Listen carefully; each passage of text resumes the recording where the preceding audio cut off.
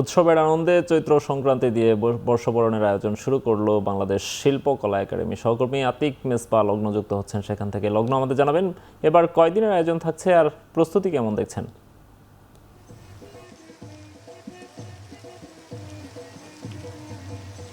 নোমান, প্রস্তুতি খুবই ভালো। এখানে দেখতে পাচ্ছি 5 দিনের যে আয়োজন সেটির উদ্বোধন করলেন কিছুক্ষণ আগেই খোদ সংস্কৃতি মন্ত্রী, এবং কিছুক্ষণ আগে আমরা দেখেছিলাম যে তিনি এখানে উপস্থিত হন। এখানে বেশ কিছু আয়োজন রাখা হয়েছে প্রথম দিনে। প্রথমত আমরা দেখেছি যে ঐতিহ্যবাহী যে লাঠি খেলা আছে, সেই লাঠি খেলার যে কার্যক্রম সেটি চলছিল, এবং সংস্কৃতি মন্ত্রী নিজেও কিন্তু সেই লাঠি খেলায় অংশ নিয়েছেন।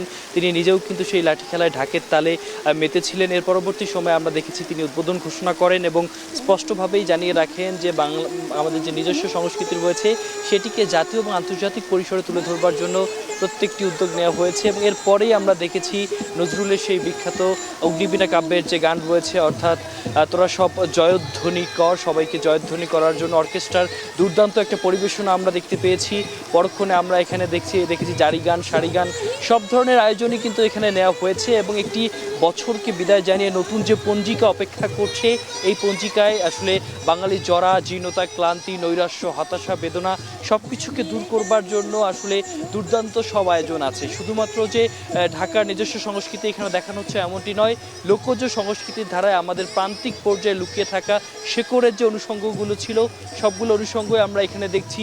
এখানে আমরা ভাওয়াইয়া গান দেখেছি, ভাটিয়ালি গান দেখেছি, এবং নির্দিষ্ট সময় পর্যন্ত কিন্তু প্রত্যেক দিনে এখানে এই ধরনের আয়োজনগুলো চলবে।